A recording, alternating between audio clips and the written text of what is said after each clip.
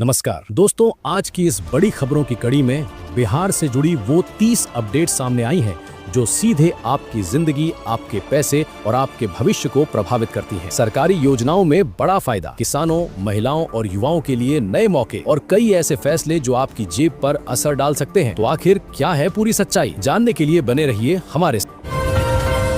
परिवारों के लिए प्रधानमंत्री आवास योजना के तहत नई सूची जारी कर दी गई है, जिसमें हजारों नए लाभार्थियों को शामिल किया गया है। सरकार की तरफ से जल्द ही पहली किश्त जारी होगी, जिससे लोग अपना पक्का घर बनाना शुरू कर सकेंगे। राज्य के राशन कार्ड धारकों के लिए बड़ी राहत की खबर है। अब उन्हें हर महीने मिलने वाले अनाज के साथ अतिरिक्त चावल और गेहूं भी दिया जाएगा। इस फैसले से गरीब और जरूरतमंद परिवारों को महंगाई से राहत मिलने की उम्मीद है। जीविका दीदियों के लिए सरकार ने नया आर्थिक पैकेज तैयार किया है, जिसके तहत उन्हें आसान लोन और ट्रेनिंग दी जाएगी। इससे ग्रामीण महिलाओं को रोजगार के नए अवसर मिलेंगे और उनकी आमदनी बढ़ेगी। बिहार के किसानों के लिए खुशखबरी है कि फसल बीमा योजना के तहत मुआवजा राशि सीधे उनके बैंक खातों में भेजी जा रही है। इससे किसानों को नुकसान की भरपाई में बड़ी मदद मिल रही है। राज्य में बिजली उपभोक्ताओं के लिए राहत देते हुए सरकार ने सब्सिडी बढ़ा दी है, जिससे गरीब और मध्यम वर्ग के लोगों का बिजली बिल कम आएगा और उन्हें आर्थिक राहत मिलेगी।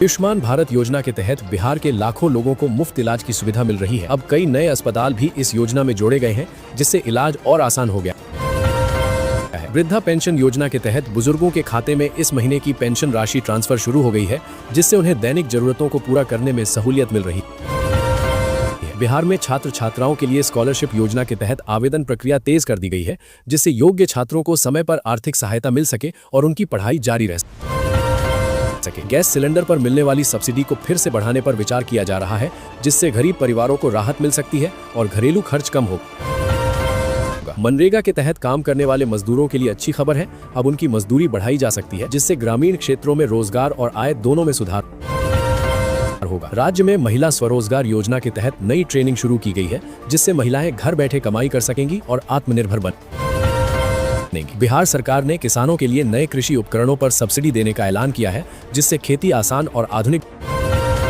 बन सकेगी। राशन वितरण प्रणाली को और पारदर्शी बनाने के लिए डिजिटल सिस्टम लागू किया जा रहा है, जिससे लोगों को सही समय पर पूरा राशन मिल सके।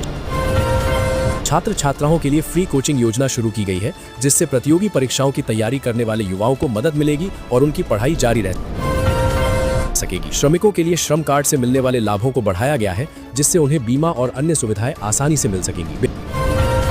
बिहार में नई सड़कों के निर्माण से कई गांवों को शहरों से जोड़ा जा रहा है, जिससे लोगों को आवागमन में काफी आसानी होगी और व्यापार को भी बढ़ावा मिलेगा। पटना में ट्रैफिक व्यवस्था को सुधारने के लिए नए नियम लागू किए गए हैं, जिससे जाम की समस्या कम होने की उम्मीद है और लोगों को राहत मिलेगी। रेलवे ने बिहार से गुजरने वाली कई ट्रेनों के समय में बदलाव किया है, जिससे यात्रियों को बेहतर सुविधा मिल सके और यात्रा सुगम।